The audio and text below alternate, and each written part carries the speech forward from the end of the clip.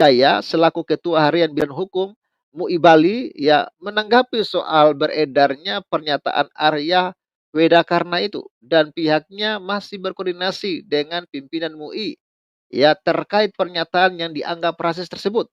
Saya Shalom Bapak Ibu dan Saudara-saudara yang dikasihi Tuhan Yesus Kristus. Penyesatan memang ada, tetapi cilakalah mereka yang membuat penyesatan itu.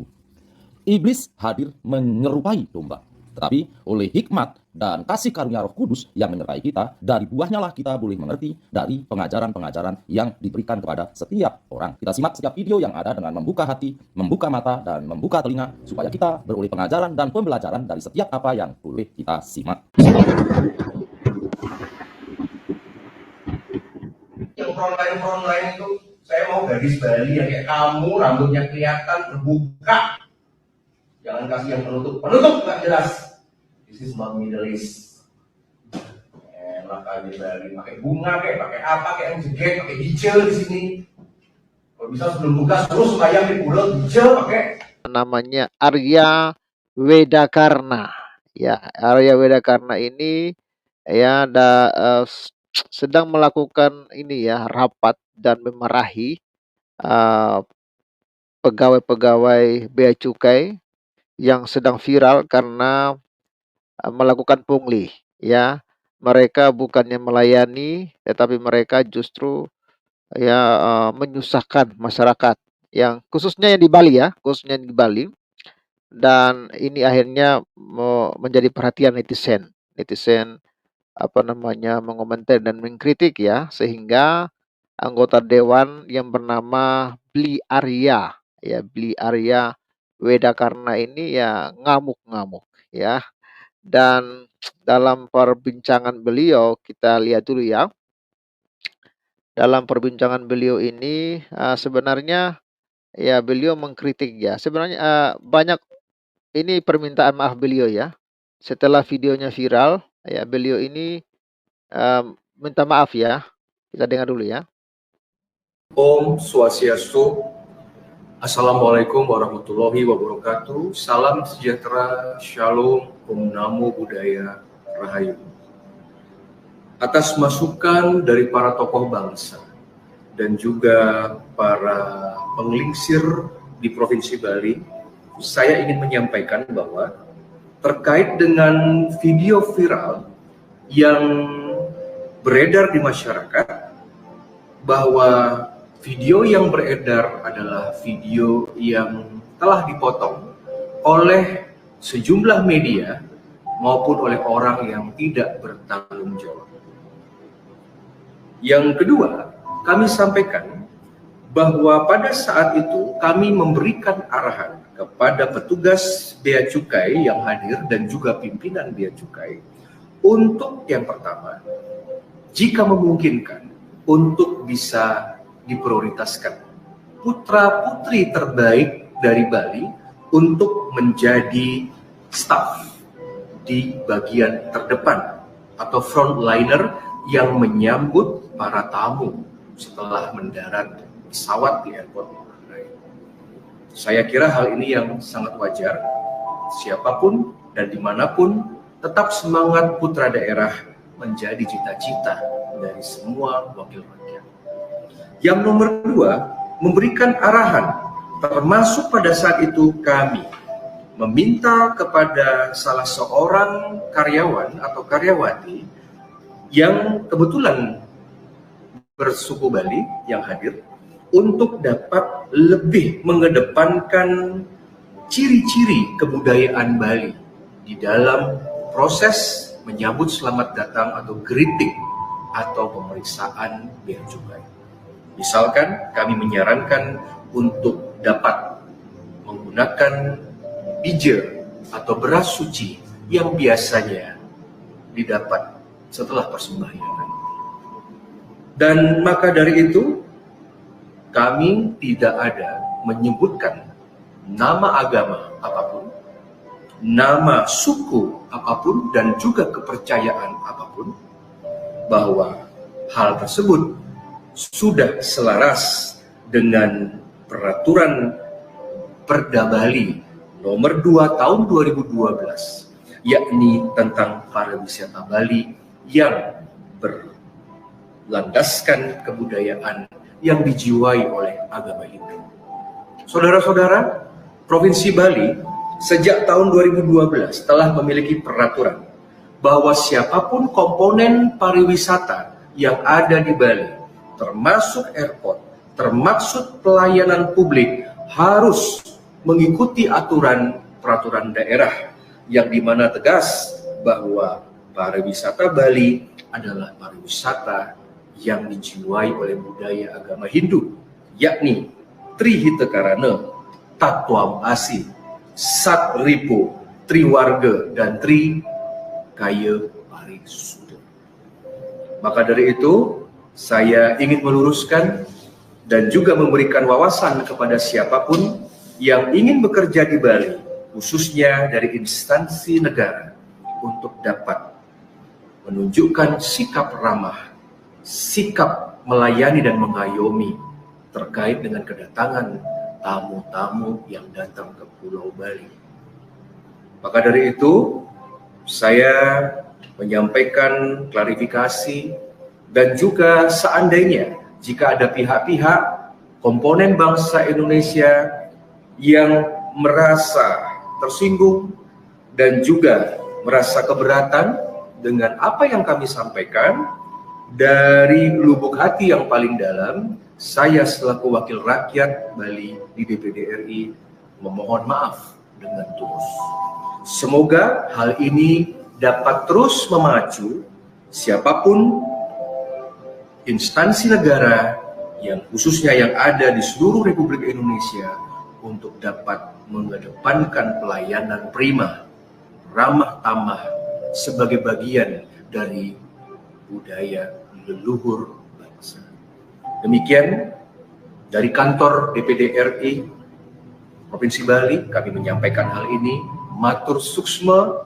Wassalamualaikum warahmatullahi wabarakatuh. Salam sejahtera. Ya, tadi, saya salah ucap, bukan DPR RI ya, tapi DPD RI ya. Dia ini anggota DPD ya, anggota, DPD RI yang, videonya sedang viral ya, potongan video. Nanti saya akan tunjukkan kepada saudara, full video pernyataan beliau, dan dari pernyataan yang full itu ada yang memotong sepenggal dan diviralkan ya, dan ini, klarifikasi ya, dan juga sekalian permintaan maaf beliau.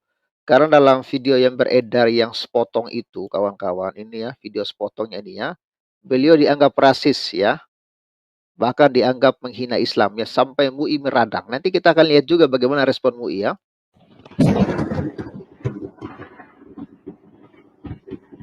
Yang frontline itu, saya mau gadis Bali yang kayak kamu, rambutnya kelihatan terbuka. Jangan kasih yang penutup nggak jelas. This is not Middle East. Enak aja Bali, pakai bunga kayak, pakai apa, kayak yang jeget, pakai hijau di sini. Kalau bisa sebelum buka suruh supaya di pulau hijau pakai. Ya, jadi itu ya.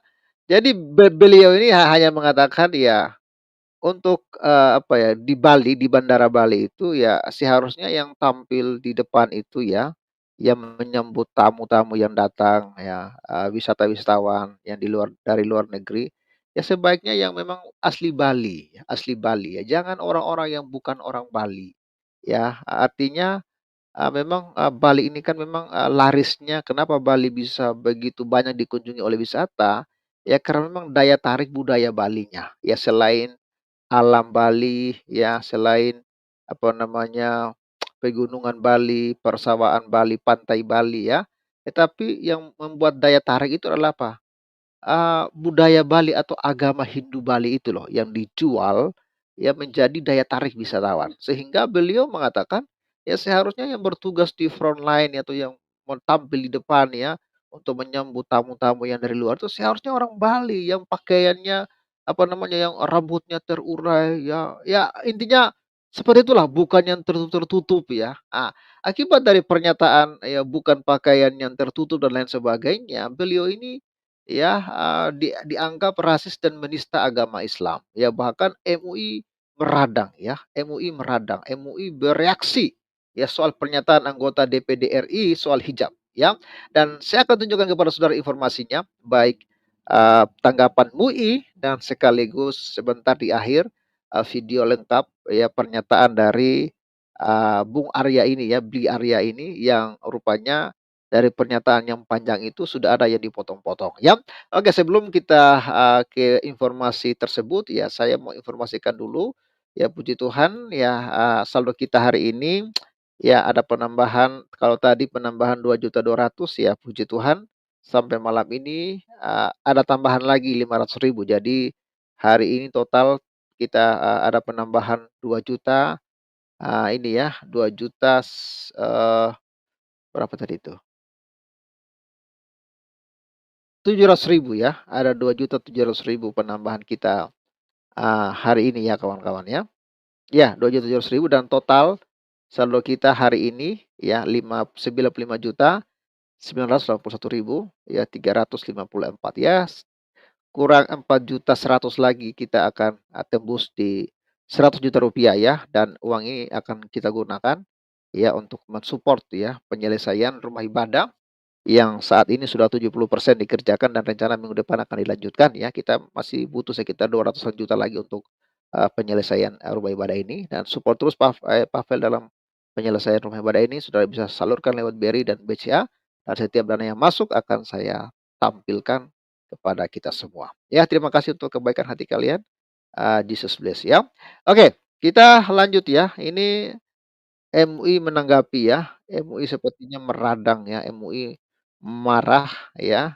Dan ini ya, MUI bereaksi ya soal pernyataan anggota DPD RI soal hijab. Arya Wedakarna terancam dibawa ke ranah hukum. Ya, paling ini ya undang-undang penistaan agama lagi, undang-undang apa lagi coba ya. Ini ya, sorry, mana tadi? Ya, kita kembali dari satu dulu ya. Ya ini ya, Denpasar TV1news.com. Majelis Ulama Indonesia Provinsi Bali merespon soal MUI Provinsi Bali ya. Merespon soal pernyataan anggota DPD RI Arya Wedakarna atau AWK yang viral di media sosial karena diduga menyinggung ya penggunaan hijab untuk ya perempuan muslimah. Padahal beliau tidak mengatakan hijab loh. Saya belum dalam video lengkapnya saya tidak mendengarkan beliau mengatakan hijab ya. Tapi MUI sudah langsung menyimpulkan kalau itu mengenai hijab. Dalam potongan video yang dibagikan di media sosial Twitter, terlihat Arya Wedakarna saat itu sedang rapat dengan Kepala Kantor Wilayah Kanwil Bea Cukai Bali Nusra dan ya Kepala Kanwil Bea Cukai Ngurah Rai serta dengan pengelola Bandara I Gusti Ngurah Rai, dan Arya Wedakarna melontarkan kata-kata yang dianggap rasis tersebut. Saya enggak mau ya frontline itu. Saya mau gadis Bali kayak kamu. Rambutnya kelihatan, terbuka. Jangan kasih yang penutup-penutup enggak jelas. Beliau hanya mengatakan jangan kasih penutup-penutup yang enggak jelas. Nah, lalu MUI tersinggung. MUI menganggap ini Bung Bli Arya ini apa namanya menghina jilbab. Ya, ya jangan kasih penutup-penutup enggak jelas. This is not Middle East. Ini bukan Timur Tengah, dia mengatakan ya. Jadi ini Bali loh, ini Bali. Orang datang ke Bali itu pengen melihat wisata Bali, pengen melihat budaya Bali gitu ya kira-kira ya. Jadi please ya, kira-kira begitu yang dia maksudkannya. Jadi tampilkan di depan ya, di front di depan di bandara itu yang harus tampil itu adalah orang-orang Bali asli ya. Anak Bali asli yang rambutnya terurai ya, dengan busana Balinya, kira-kira begitu maksud beliau ya. Bukan yang tertutup, nggak jelas ya. Ini bukan Timur Tengah ini ya. Beliau hanya mengatakan beliau tidak menyinggung agama nih ya. Enak aja di Bali, pakaian pakai bunga ke apa ke ya, pakai BJ di sini, kalau bisa sebelum tugas suruh sembahyang di pura. Ya, BJ pakai, kata Arya dikutip dari video yang beredar yang saya putar tadi ya. Ini videonya beredar pada tanggal 2 bulan kok bulan 12? Iya, bulan sebenarnya bulan 1 ya.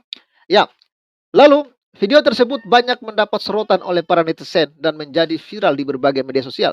Sementara Agus Simijaya selaku Ketua Harian Bidang Hukum MUI Bali ya menanggapi soal beredarnya pernyataan Arya Wedakarna itu dan pihaknya masih berkoordinasi dengan pimpinan MUI ya terkait pernyataan yang dianggap rasis tersebut. Saya belum berkoordinasi ya dengan jajaran pimpinan MUI sementara untuk melihat kasus itu. Tapi kalaupun saya berstatement hari ini itu murni masih statement saya pribadi. Sikap MUI secara resmi akan coba kami konsolidasikan dan komunikasi seperti apa sikap yang akan diambil, kata Simijaya saat dihubungi pada Selasa tanggal 2 bulan 1. Ya, ya. Kita lihat ya informasi selanjutnya ya. Mana sih ini? Ya. Oke. Termasuk apakah akan mengambil langkah-langkah hukum atau seperti apa? Jadi kami belum mengeluarkan sikap resmi dari MUI sebagai kelembagaan umat imbuhnya. Ia juga menyebutkan selama ini dirinya tidak menemukan adanya aturan pegawai badan usaha milik negara yang melarang tentang penggunaan jilbab pada saat bekerja. Sampai sekarang belum saya menemukan ada aturan pegawai BUMN kalau itu di Bea Cukai atau di Angkasa Pura yang melarang tentang adanya penggunaan jilbab pada saat dia berkantor. Tetapi perlu digarisbawahi sebagai umat muslim menggunakan hijab atau jilbab bagi kaum wanita muslim itu wajib ya. Ada yang mengatakan wajib, ada juga yang tidak wajib ya. Ya menurutmu wajib, tapi saya lihat banyak juga yang pro kontra ya dengan hal ini. Jadi andai pun ada sampai benar ada larangan penggunaan jilbab menurut saya itu sangat bertentangan dengan kaidah-kaidah umat Islam dalam hukum Islam ya. Sebenarnya Bung Arya itu bukan melarang menggunakan jilbab ya. Cuman kok bisanya MUI menanggapi seperti itu ya. Jadi dia itu bukan melarang penggunaan jilbab ya. Yang dia sampaikan itu ya seharusnya yang bekerja yang tampil di bagian depan frontline di bandara itu, khususnya bea cukai itu, ya seharusnya orang Bali asli gitu loh. Orang Bali ya, karena orang-orang dari luar kan datang kan pengen lihat Bali dengan segala budayanya ya, tapi kalau mereka datang ke Bali kok malah seperti ke Timur Tengah ya, mendingan langsung ke Arab aja, kira-kira begitu ya. Jadi Bli Aryani bukan melarang menggunakan jilbab ya, yang dia katakan ya sebaiknya yang bertugas itu ya seharusnya orang-orang Bali gitu loh ya. Pihaknya juga menduga bahwa pernyataan yang dilakukan oleh Arya Wedakarna adalah perilaku rasis ya. Ada apapun ceritanya, kalau saya baca rangkaian dari video yang viral itu, meskipun saya harus mungkin ya konfirmasi dulu atau melakukan konfirmasi kepada para saksi langsung yang melihat kejadian itu, sepintas saya ya menduga memang ada perilaku rasis yang dilakukan oleh saudara AWK ujarnya. Ya, pihaknya juga menyayangkan seharusnya sikap seorang senator anggota DPD RI tidak seperti itu.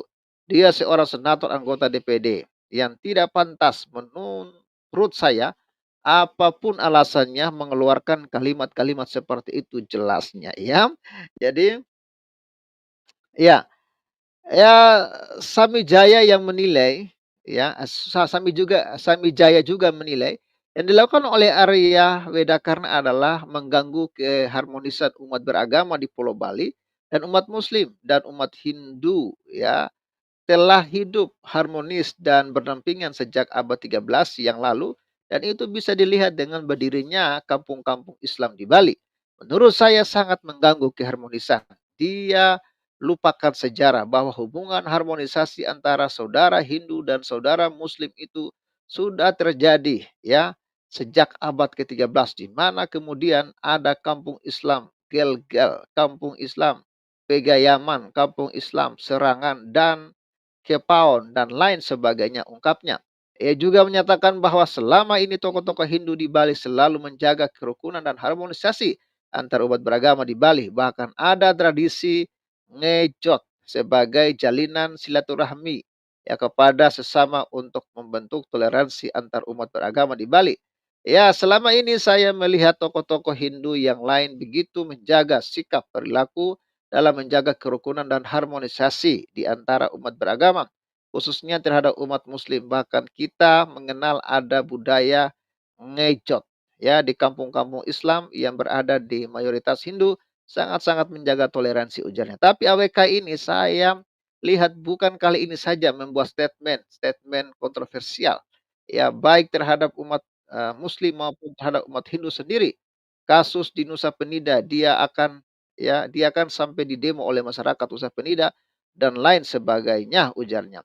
Pihaknya juga tidak mengerti apa motif dari Arya Weda karena ya sesungguhnya dan malah pihaknya menduga bahwa apakah AWK ini mulai berjualan politik karena menggunakan isu-isu SARA ya dengan menggunakan isu SARA dan rasis ya karena AWK kembali maju menjadi calon anggota DPD RI pada pemilu 2024 mendatang.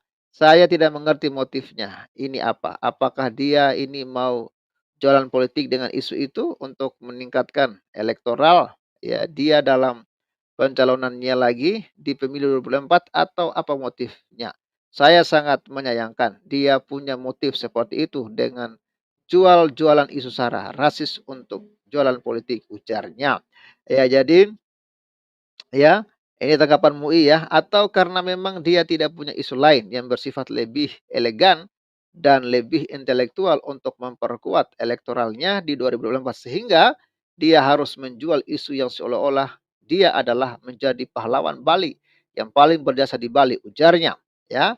Pihaknya juga berharap ya kepada umat Islam khususnya di Bali agar tidak terpancing dan tidak terprovokasi untuk melakukan hal-hal yang kontraproduktif. Kalaupun nanti hasil kajian kami untuk sebuah pelanggaran hukum, maka lebih elegan kalau itu kita proses secara hukum atau bisa juga misalnya sebagai senator itu bisa dilaporkan juga ke Badan Kehormatan DPD RI. Wah, ini menarik ya. Jadi MUI bereaksi ya dan memang ini kalau sudah bicara tentang jilbab, ya padahal sebenarnya Bli Aryani tidak bicara sama sekali tidak bicara jilbab ya, tapi memang dia mengatakan, ya janganlah ya pakai penutup-penutup nggak jelas, ini bukan Timur Tengah loh ya. Dan kita lihat ya ini, full video ya, saya tunjukkan kepada saudara, ya video yang panjang lah, saya tidak akan juga full video, tapi ini video panjang di mana, dari video panjang ini ada yang dipotong-potong sehingga, seolah-olah ya dia sedang melakukan, penghinaan lah atau rasis terhadap Islam ya, kita dengar ya. Sapaan Pangeran dan Nia, main sita barang dan paspor dengan ketus. Begini kronologisnya. Saya kan bisa bilang, apa nggak punya keringat? Saya sebagai orang hidup punya keringat loh. Pakai bunga, pakai apa, kayak yang jeget, pakai hijau di sini. Kalau bisa sebelum tugas suruh sembahyang di pulau hijau pakai gitu ngurusin. Kalau yang Bali nggak mampu pindah, jelas makan cuti dia berhadapan dengan saya di sini.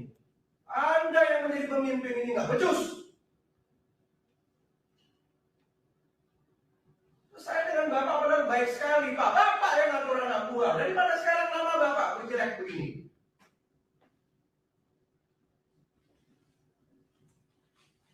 Urusan begitu apa sih? Ininya gunanya apa sih marah-marah, jutek-jutek? Ini lihat judulnya nih dari kantor Bupati Bandung di judulnya.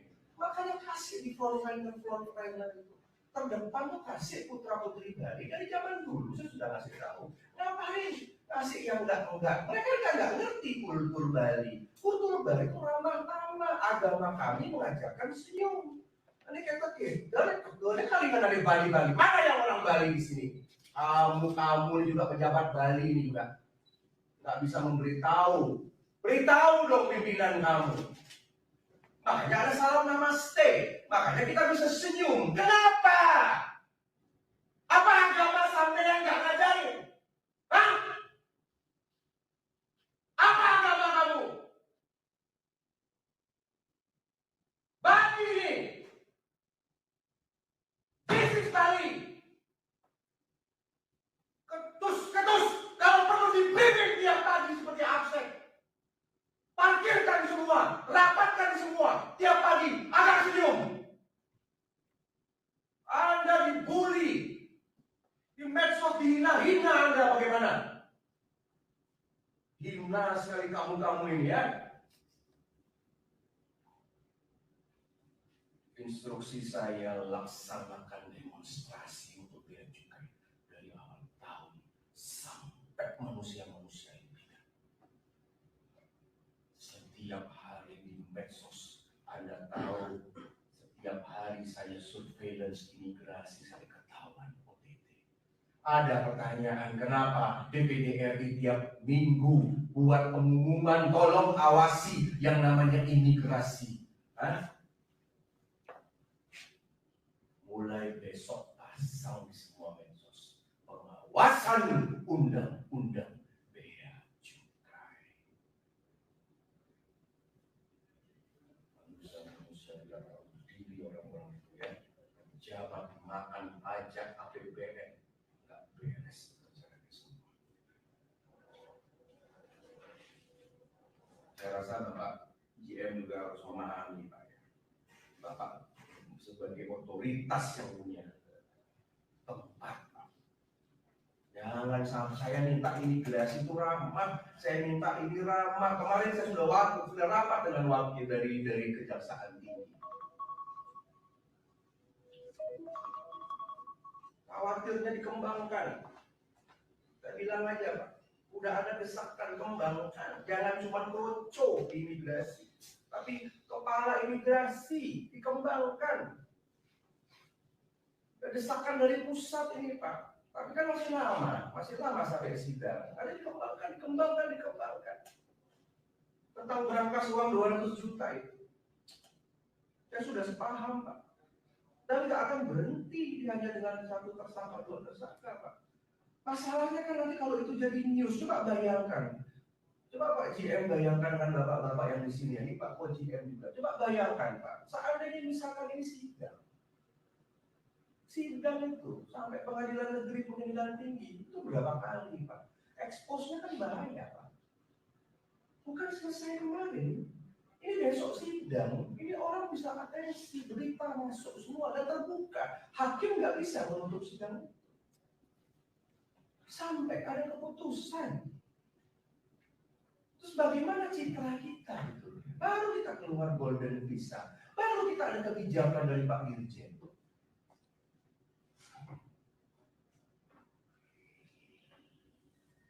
Untuk pembelajaran, kasihan loh Pak GM udah kerja keras kayak begini. Anda nggak menghargai saya, tahu begitu kan ngomong loh kalau seandainya istri itu nggak bisa. Perlu kita buat forum publik begitu ya untuk menghakimi ini bea cukai ini. Di mana-mana yang salah tuh komandan. Anda kan pakai seragam, bukan anak buah yang salah. Kalau ada aparat yang salah, pasti jenderalnya yang salah. Di mana-mana kan begitu. Ini masalah begini. Kalau masalah internal saya nggak ikut campur. Ini masalah berhubungan dengan ini. Apa sih sampai Anda lihat dong itu? Di TikTok tuh sampai 1 juta, hampir 700.000 Pak komentarnya Pak.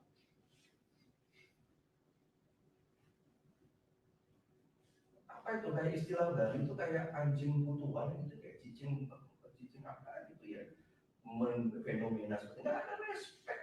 Orang bukan harus hormat dong.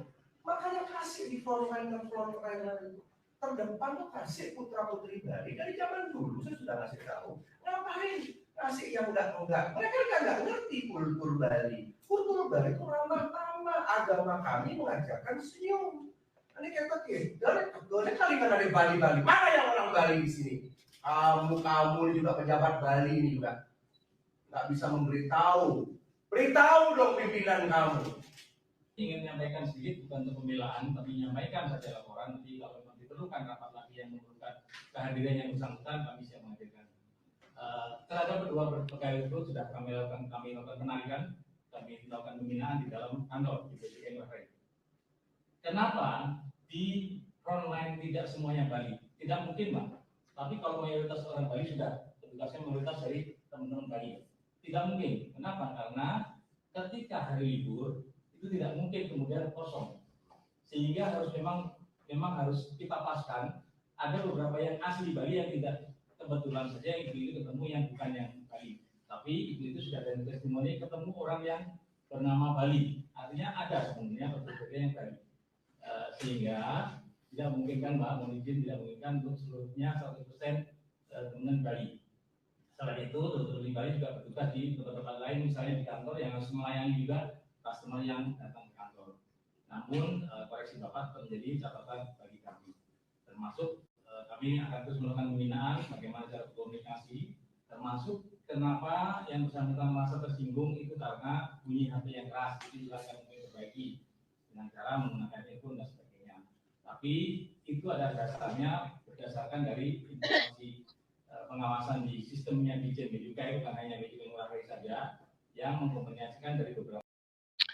Ya, itulah kawan-kawan, ya video ya yang agak panjang ya terkait rapat pertemuan dengan internal Bea Cukai ya, karena adanya bulian ya terhadap Bea Cukai di Bali ya, karena ada oknum-oknum pegawai yang berbuat curang ya, berbuat jahat, yang menyusahkan yang masyarakat ya. Itu ya yang sedang viral yang saya lihat di TikTok ya. Jadi itu ada yang memvideokan dan ada yang memviralkan ya.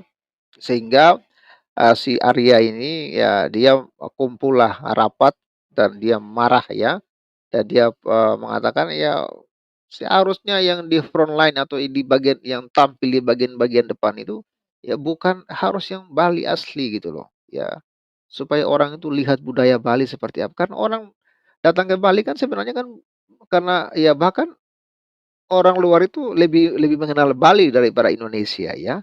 Justru Bali yang lebih mereka kenal. Jadi Bali itu dikenal dengan budayanya, dengan pakaian adatnya. Jadi dia ingin mengatakan ya jangan ini bukan Timur Tengah, ini Bali ya. Gitu ya.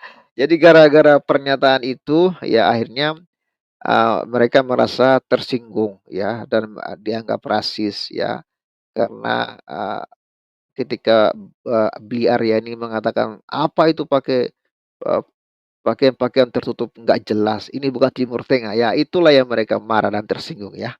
Oke, kita tunggu aja ya gimana apakah MUI akan melaporkan Arya ini ya, Arya Weda karena ini untuk undang-undang penistaan agama atau ya mereka akan diam ya, kita belum tahu, kita tunggu aja beritanya bagaimana.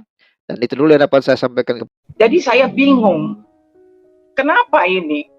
Kok bisa begini? Allah itu bingung ya. Terus dibilang di situ Isa Al-Masih itu adalah terkemuka di dunia dan akhirat.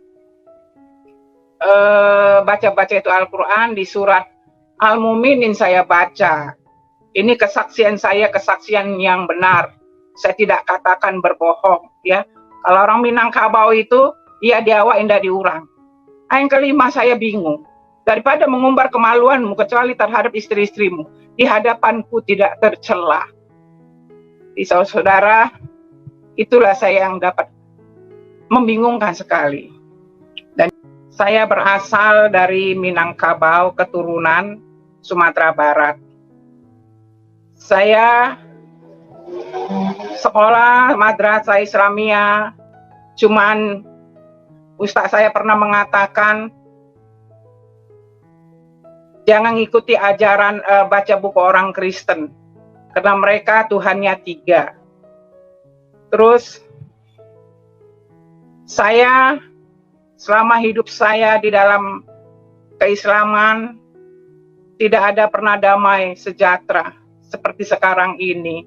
Kakek saya orang kerja di Departemen Agama, tapi sekarang enggak, hanya nama Yesus ya.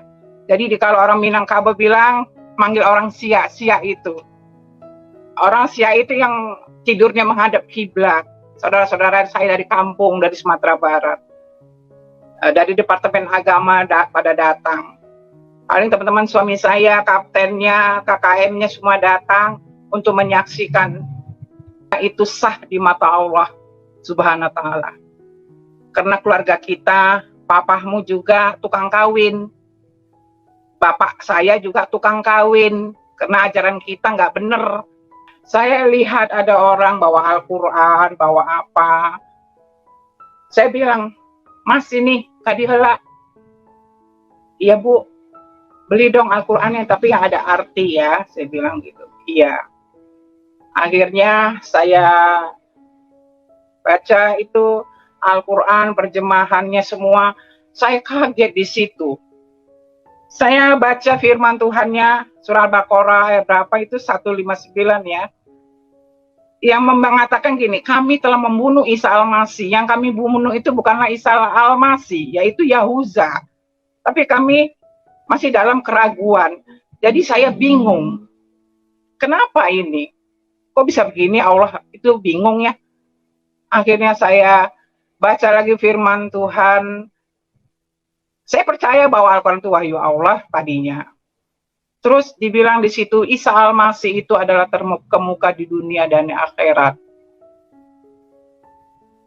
Ya Ali Imran kalau nggak salah, saya lupa. Selama ini saya tidak pernah lagi membuka-buka isi Al-Quran karena sudah sekian lama saya meninggalkan ajaran lama saya. Di keluarga saya masih ada banyak yang masih Muslim. Ada kakak satu saya yang terima. Semenjak kakak saya terima Yesus, akhir anak keponakan saya pun luar biasa dapat orang yang begitu.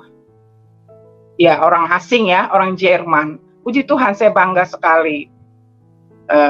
Kakak saya itu saya bawa, kakak saya sekarang itu udah almarhum kakak ipar saya. Saya bawa dia ke pendeta Akmal Sani, yaitu orang Minangkabau asli, orang meninjau ya. Puji Tuhan, akhirnya saya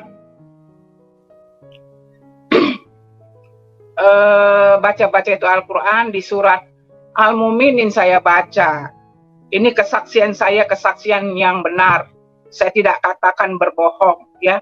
Kalau orang Minangkabau itu, dia diawak indah diurang. Kita pantang untuk meminta-minta, mengemis-ngemis ya.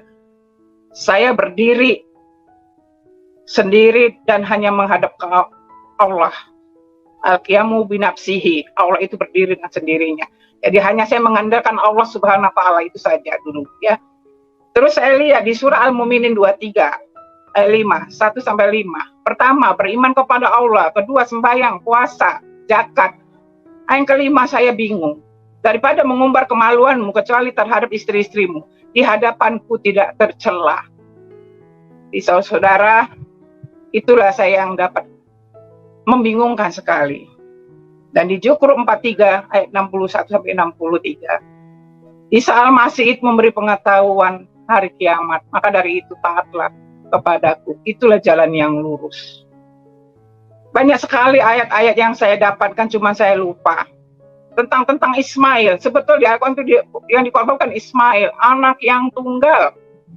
Tapi saya lupa ayatnya karena dulu Qurannya sudah stabilo, saya diambil adik saya dicuri. Disitulah saya bingung sekali. Isa Al-Masih itu adalah kalimatullah, firman Allah. Isa Al-Masih itu adalah hakim yang adil. Saya nggak pernah menemukan buku hadis Nabi, tidak pernah. Cuman saya dulu sekolah ngaji itu cuman tajwid, ibadat, riwayat, apa itu, fikih, itu aja yang diajarkan. Sampai saya suka witir seperti ini, Allahumma salli ala Sayyidina Muhammad gitu. Wa ali Sayyidina Muhammad sampai 40 kali, kata 40 hari saya dapat pahala. Itulah. Saya semua witir apapun sembahyang saya tidak pernah tinggalkan waktu itu. Jadi saya bingung. Terus saya memperhatikan, saya pergi ke Jakarta, ke Medan, ke Palembang. Saya melihat kok rumah tangga orang Islam ini kok tidak ada yang damai ya, berantem melulu. Saya mencari. Akhirnya saya melihat orang Kristen suka baca Alkitab, hari Minggu dia pergi ke gereja. Akhirnya saya bilang, tante bawa dong saya ke gereja. Kenapa kau tersina? Kau kan orang Islam.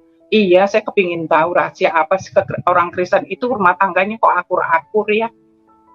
Jadi bukan orang Kristen yang bawa saya ke Kristen. Tuhan Yesus yang memilih saya menjadi Kristen. Kristen itu bukan menyelamatkan, tapi firman-Nya yang hidup dan kekal selama-lamanya. Akhirnya saya dibawa ke gereja, yaitu di Raden Saleh. Akhirnya saya waktu penyembahan itu, ada lagunya bunyi begini.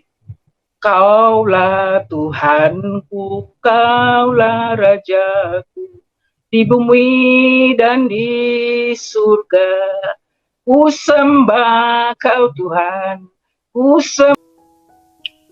Saya berasal dari Minangkabau, keturunan Sumatera Barat.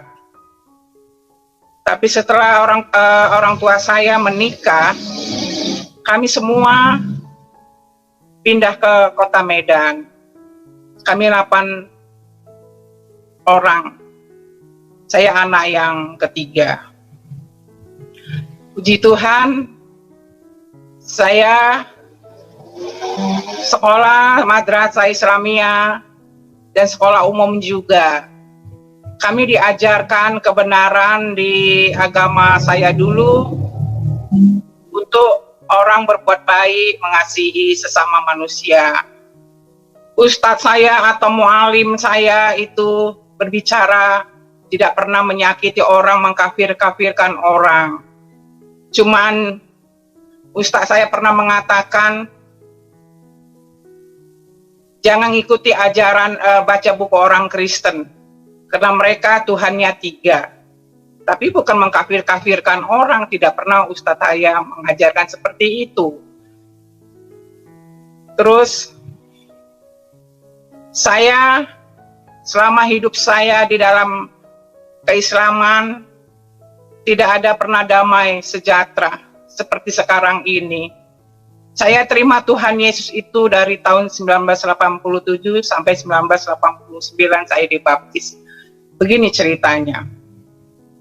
Waktu saya bekerja di rumah sakit, saya mengenal suami saya yang bernama Hamzah, seorang kadet Sekolah Akademi Pelayaran Surakarta di Surakarta. Di Kapal Sindulang, dia pernah ke rumah sakit dan melihat saya bekerja di rumah sakit bagian gizi. Disitulah kami berpacaran. Waktu itu saya 3 tahun pacaran, akhirnya setelah sekian lama kami surat-suratan, zaman dahulu tidak ada seperti sekarang ini ya. Suami saya kalau kirim surat pakai melalui pos. Saya juga ke kantor Pelni pakai ke pos juga. Setelah 3 tahun lamanya, akhirnya kami menikah. Padahal saya tinggal di kota Medan, suami saya di Jakarta Utara ya. Puji Tuhan, saya waktu itu kapal suami saya tidak bisa masuk Medan, tidak masuk bisa Jakarta, cuma masuk Hong Kong, Singapura, Malaysia, Lampung, Sumatera Barat. Akhirnya kami memutuskan, keluarga kami sama keluarga suami saya mengurus surat NHMD ya, begitu surat-surat itu dari Jakarta, dari Medan. Kebetulan kakek saya orang kerja di Departemen Agama BA ya, Dr. Andes dalam BA, sekarang sudah almarhum. Akhirnya karena tidak bisa di kota Medan, orang tua saya sedih.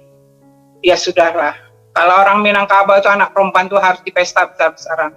Tapi karena keadaan, saya berpacaran sama suami saya bukan hasil berzina, bukan hasil macam-macam gitu yang tidak berkenan di hadapan Allah Subhanahu wa Ta'ala. Ini saya ucapkan masa lalu saya, tapi sekarang enggak, hanya nama Yesus ya.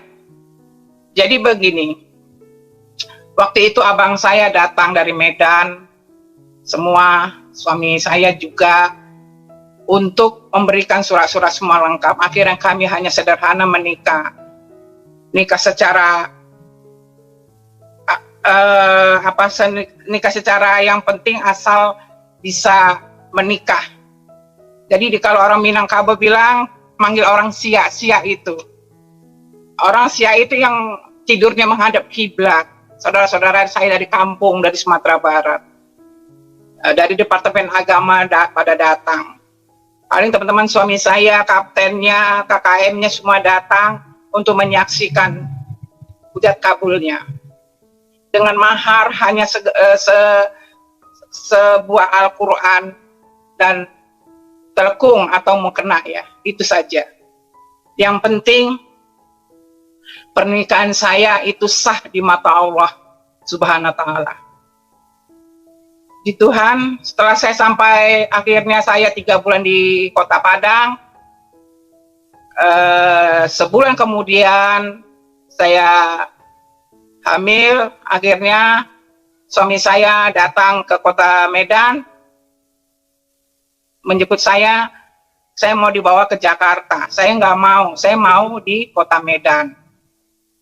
Jadi akhirnya suami saya mengikuti yang saya mau. Akhirnya suami saya bilang berhenti aja.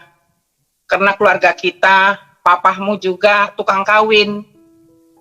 Bapak saya juga tukang kawin. Karena ajaran kita nggak bener. Istri 4, istri bapak saya aja banyak. Ada 6, bapakmu istrinya ada 4. Lebih banyak saya bilang begitu. Kamu berhenti aja belayar, kita kerja di Kota Medan. Di Tuhan akhirnya suami saya nurut berhenti dari Pelni akhirnya ke Medan. Terus suami saya cari kerja sampai jadi kuli bangunan, sampai melamar, tunggu. Suami saya nggak sabar sampai anak saya lahir, yaitu namanya Andri. Di Tuhan, karena suami saya nggak betah lagi di Kota Medan, dia kirim surat ke ibunya bilang suruh kembali ke Jakarta. Saya kembali ke Jakarta di tahun 1985, anak saya umur 7 bulan. Setelah itu saya setelah saya punya anak 2, umur 6 bulan anak saya yang kedua, umur 6 bulan, saya lihat ada orang bawa Al-Quran, bawa apa. Saya bilang, Mas ini kadihela. Iya Bu, beli dong Al-Qurannya tapi yang ada arti ya, saya bilang gitu. Iya. Akhirnya saya baca itu Al-Quran, terjemahannya semua. Saya kaget di situ. Saya baca firman Tuhannya, surah Al-Baqarah ayat berapa itu, 159 ya. Yang mengatakan gini, kami telah membunuh Isa Al-Masih. Yang kami bunuh itu bukanlah Isa Al-Masih, yaitu Yahuza. Tapi kami masih dalam keraguan. Jadi saya bingung. Kenapa ini? Kok bisa begini? Allah itu bingung ya. Akhirnya saya baca lagi firman Tuhan. Saya percaya bahwa Al-Quran itu wahyu Allah tadinya. Terus dibilang di situ Isa Al-Masih itu adalah terkemuka di dunia dan di akhirat. Ya Ali Imran kalau nggak salah, saya lupa. Selama ini saya tidak pernah lagi membuka-buka isi Al-Quran karena sudah sekian lama saya meninggalkan ajaran lama saya. Di keluarga saya masih ada banyak yang masih Muslim. Ada kakak satu saya yang terima. Semenjak kakak saya terima Yesus, akhir anak keponakan saya pun luar biasa dapat orang yang begitu. Ya, orang asing ya, orang Jerman. Puji Tuhan, saya bangga sekali. Kakak saya itu kakak saya sekarang itu udah almarhum kakak ipar saya. Saya bawa dia ke pendeta Akmal Sani, yaitu orang Minangkabau asli, orang meninjau ya. Puji Tuhan, akhirnya saya baca-baca itu Al-Quran di surat Al-Muminin saya baca. Ini kesaksian saya, kesaksian yang benar. Saya tidak katakan berbohong ya. Kalau orang Minangkabau itu, dia diawak indah diurang. Kita pantang untuk meminta-minta, mengemis-ngemis ya. Saya berdiri sendiri dan hanya menghadap ke Allah. Al-Qiyamu binafsihi. Allah itu berdiri dengan sendirinya. Jadi hanya saya mengandalkan Allah Subhanahu wa Ta'ala itu saja dulu ya. Terus saya lihat di surah Al-Mu'minin 23 ayat 5, 1 sampai 5. Pertama, beriman kepada Allah. Kedua, sembahyang, puasa, zakat. Yang kelima, saya bingung. Daripada mengumbar kemaluanmu kecuali terhadap istri-istrimu, di hadapanku tidak tercela. Di saudara, itulah saya yang dapat membingungkan sekali. Dan di Zukruf 43 ayat 61 sampai 63, Isa Al-Masih memberi pengetahuan hari kiamat, maka dari itu taatlah kepadaku. Itulah jalan yang lurus. Banyak sekali ayat-ayat yang saya dapatkan, cuma saya lupa. tentang Ismail. Sebetulnya yang dikorbankan Ismail, anak yang tunggal. Tapi saya lupa ayatnya karena dulu Qurannya sudah stabilo. Saya diambil adik saya, dicuri. Disitulah saya bingung sekali. Isa al-Masih itu adalah kalimatullah, firman Allah. Isa al-Masih itu adalah hakim yang adil. Saya nggak pernah menemukan buku hadis Nabi. Tidak pernah. Cuman saya dulu sekolah ngaji itu cuman tajwid, ibadat, riwayat, fikih. Itu aja yang diajarkan. Sampai saya suka witir seperti ini, Allahumma salli ala Sayyidina Muhammad gitu. Wala ali Sayyidina Muhammad sampai 40 kali, kata 40 hari saya dapat pahala. Itulah. Saya semua witir apapun sembahyang saya tidak pernah tinggalkan waktu itu. Jadi saya bingung. Terus saya memperhatikan, saya pergi ke Jakarta, ke Medan, ke Palembang. Saya melihat kok rumah tangga orang Islam ini kok tidak ada yang damai ya, berantem melulu. Kawin sana, kawin sini. Terus saya lihat di Al-Quran. Al-Quran mengatakan istri boleh 4. Ya Allah, apakah begitu Allah yang adil? Saya bilang gitu. Itulah saya mencari. Akhirnya saya melihat orang Kristen suka baca Alkitab. Hari Minggu dia pergi ke gereja. Akhirnya saya bilang, tante bawa dong saya ke gereja. Kenapa kau terusin? Kau kan orang Islam. Iya, saya kepingin tahu rahasia apa sih orang Kristen itu rumah tangganya kok akur-akur ya. Jadi bukan orang Kristen yang bawa saya ke Kristen. Tuhan Yesus yang memilih saya menjadi Kristen. Kristen itu bukan menyelamatkan, tapi firman-Nya yang hidup dan kekal selama-lamanya. Akhirnya saya dibawa ke gereja, yaitu di Raden Saleh, di Balai Perum, di tahun 1987. Akhirnya saya pergi dengan mereka. Waktu saya masuk ada puji-pujian, itu saya nggak ngerti, nggak apa, tapi saya merasa kepingin tahu apa sih rahasia mereka. Akhirnya saya waktu penyembahan itu, ada lagunya bunyi begini. Kaulah Tuhanku, Kaulah Rajaku, di bumi dan di surga. Ku sembah Kau Tuhan, ku sembah Kau Tuhan, ku puji, ku muliakan nama-Mu. Saat penyembahan itu, kaki saya ini akan terangkat, seakan-akan terbang. Saya merasa, kenapa ini Tuhan, kenapa ini? Tapi saya meram terus. Akhirnya saya merasa nangis. Akhirnya firman Tuhan disampaikan pendetanya.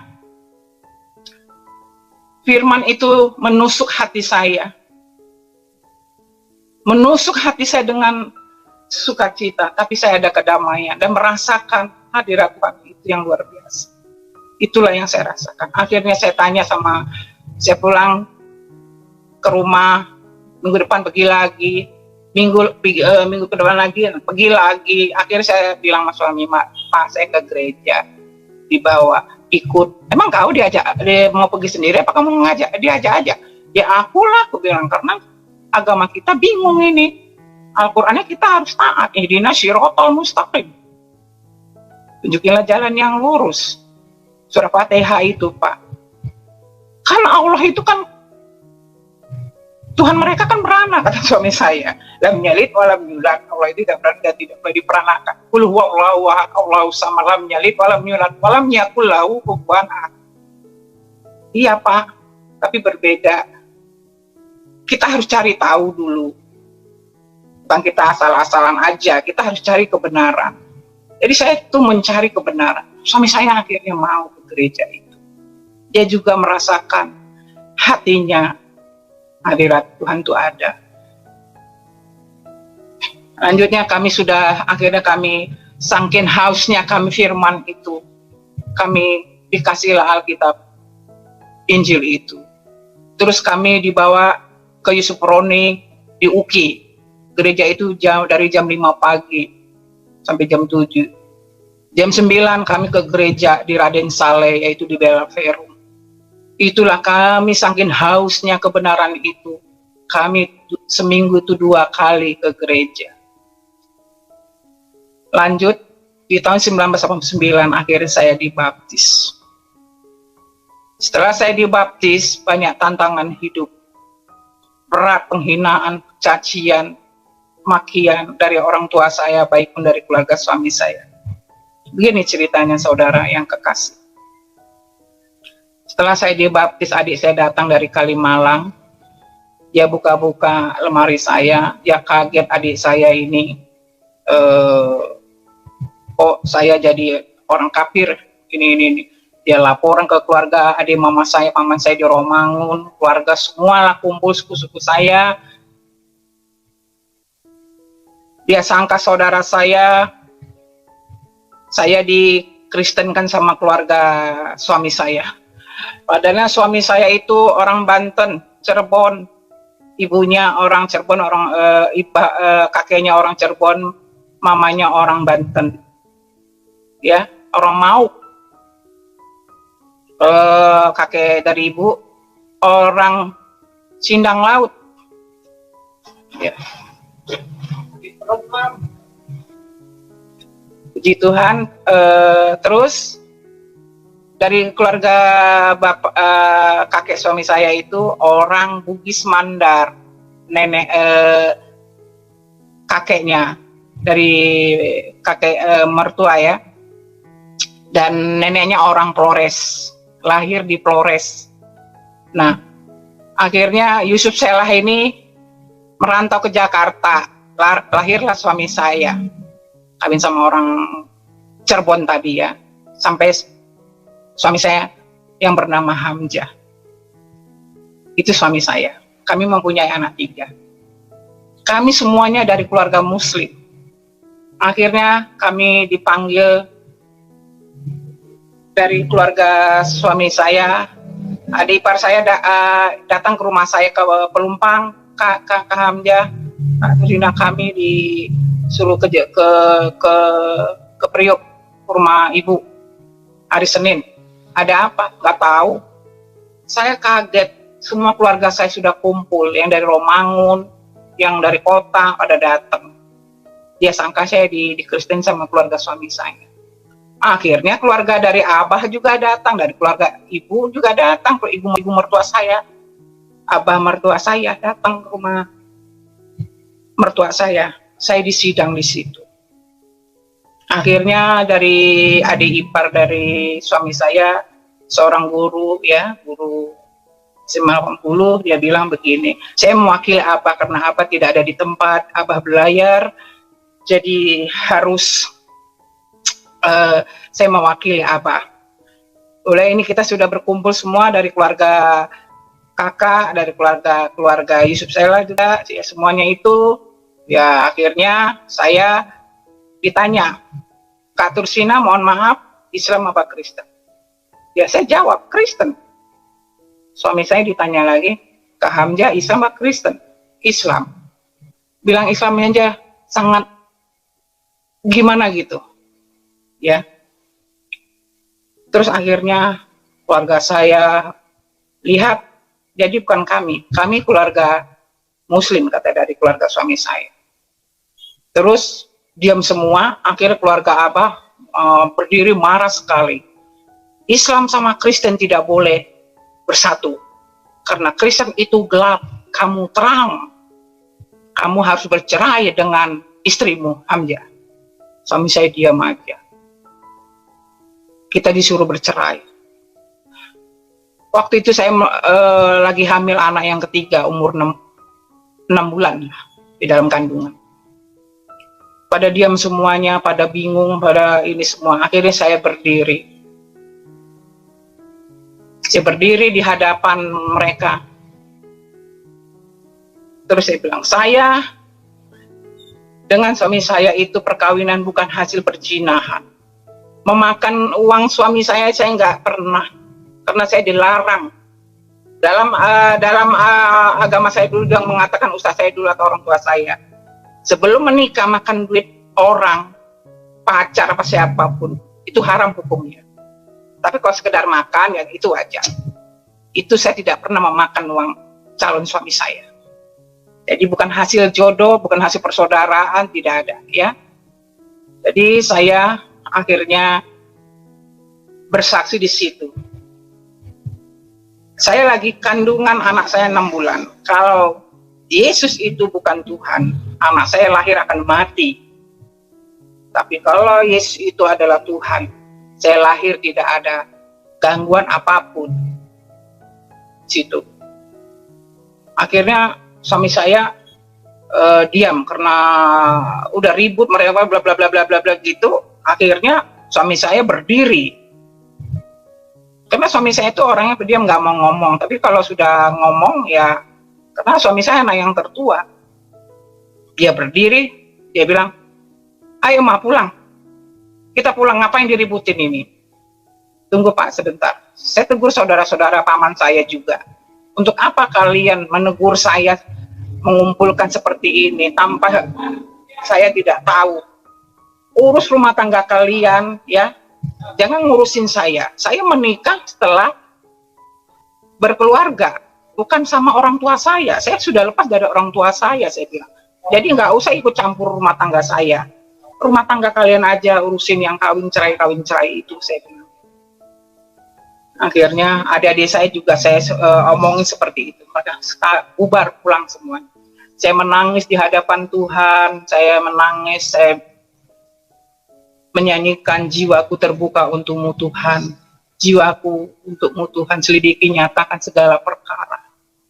Itu saya menangis. Akhirnya saya ada ibu rohani namanya Ibu Stepu, saya datang ke rumahnya, Mami saya disuruh bercerai ini itu sama keluarga Abah begini.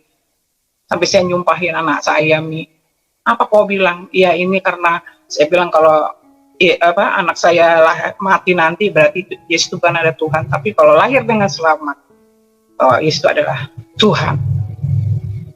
Akhirnya Mami seperti ngomong ke saya, udah terus ini kau harus ini aja, berdoa, minta ampun, dan jangan kamu mengucapkan seperti sumpah itu, minta ampun, berbalik kepada Tuhan. Oke Mami, saya berdoa lagi, minta ampun sama Tuhan, minta dikuduskan. Disitulah saya rasa ada rasa sukacita di Tuhan. Sebulan kemudian orang yang nyuruh saya bercerai itu serangan jantung, mati. Orang pelabuhan itu ya, saya nggak usah sebut di mana itu rumahnya. Akhirnya saya sedih sekali, punya anak banyak mereka. Tuhan kenapa kamu ambil nyawa mereka Tuhan? Kan dia mereka yang bercerai, yang menyuruh saya bercerai, biarlah semuanya itu Tuhan. Jangan, kenapa kamu panggil dia Tuhan? Saya begitu aja sedih juga. Akhirnya setelah sebulan kemudian orang itu yang menceraikan, mau bilang cerai dengan suami saya itu, nggak lama kemudian orang tua saya datang dari Medan. Datang itu mukanya kayak muka bagaimana gitu. Di depan pintu langsung masuk kencing ke kamar mandi, udah selesai, tanya, duduk kalian berdua. Namanya kita orang Medan ya, anggota Medan.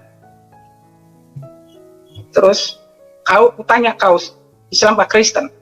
Kristen. Kamu Hamzah? Islam. Mulai detik ini, mulai menit ini, keluar kamu dari umat Nabi Muhammad SAW. Jangan kamu akui sebagai mama kamu. Nah, aku juga tidak mengakui. Ini sumpah saya. Dia manggil adik saya, Fatima namanya, Fatima aja, pulang ke Mapang, ayo pulanglah mereka. Sedih saya sekali, sedih Tuhan, sampai mama saya buang saya, Tuhan Yesus, kenapa ini Tuhan? Akhirnya mama saya pulang ke Medan.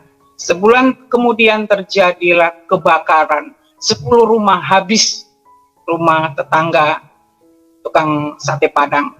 Itulah, apakah ini dari kehendak Tuhan? Apakah bagaimana ini Tuhan? Jadi sudahlah, hati saya hancur.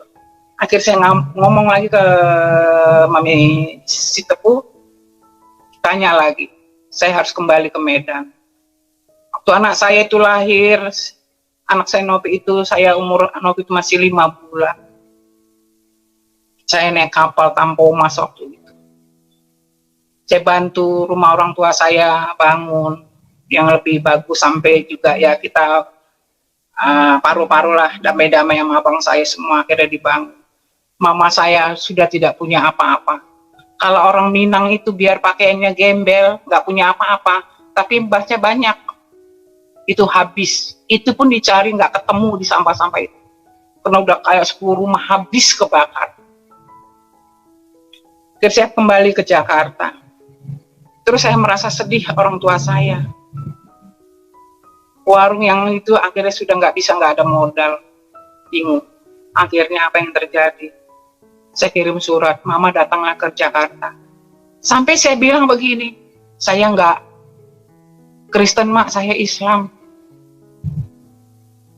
Betul kau Islam? Iya Mak. Akhirnya Mama saya datang lagi ke Jakarta.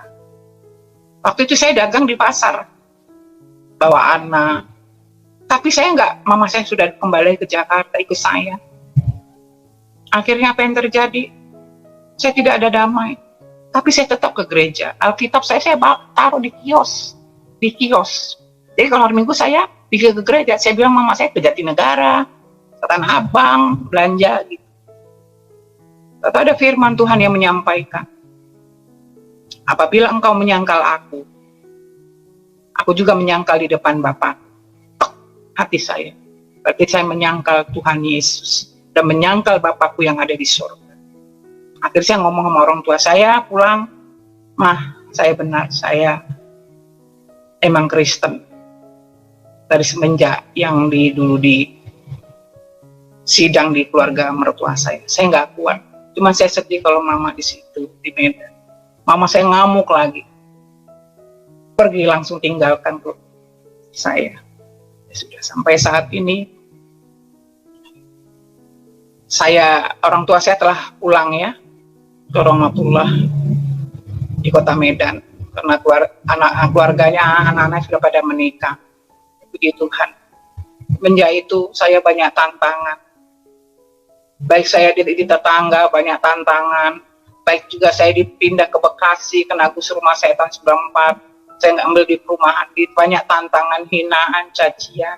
Tapi puji Tuhan, saya bilang sama Tuhan Yesus, Engkaulah Tuhan dan Juru Selamat saya.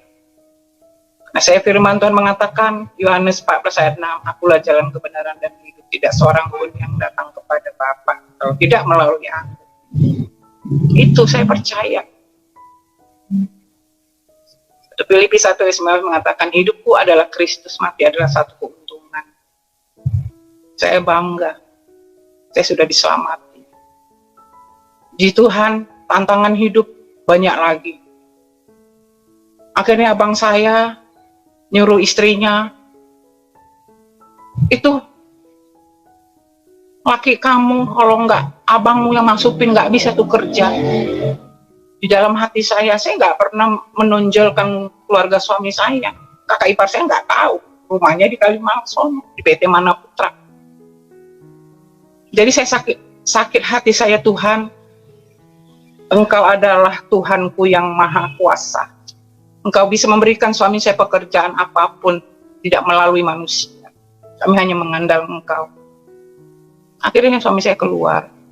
Waktu itu sempat suami saya ke Saudi 2 tahun, mekanik di PT Sapo. Karena kena gusuran tahun 94. Ya pulang. Akhirnya kami usaha punya angkot, yaitu terus kami ini. Nah, itulah akhirnya berhenti dari Jerman motor, akhirnya ya sudah. Di tahun 98 terjadi. Suami saya ke Saudi Arabia, di Riyadh. Setiap tahun suami saya ke Mekah. Suami saya itu rajin baca Alkitab. Nah, hinaan, cacian, apa semua kita terima. Tapi suami saya digoncangkan di Saudi Arabia. Ada wanita lain.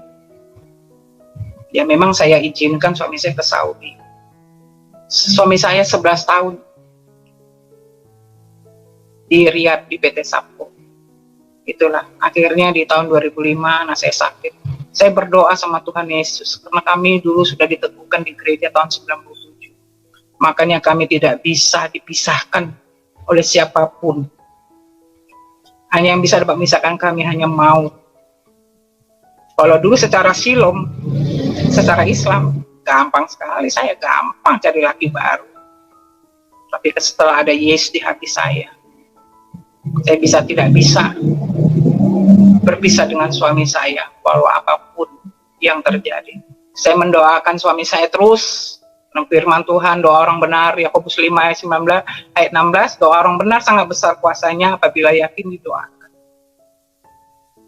Jadi itulah, puji Tuhan, akhirnya suami saya kembali ke tanah air, kita berdamai.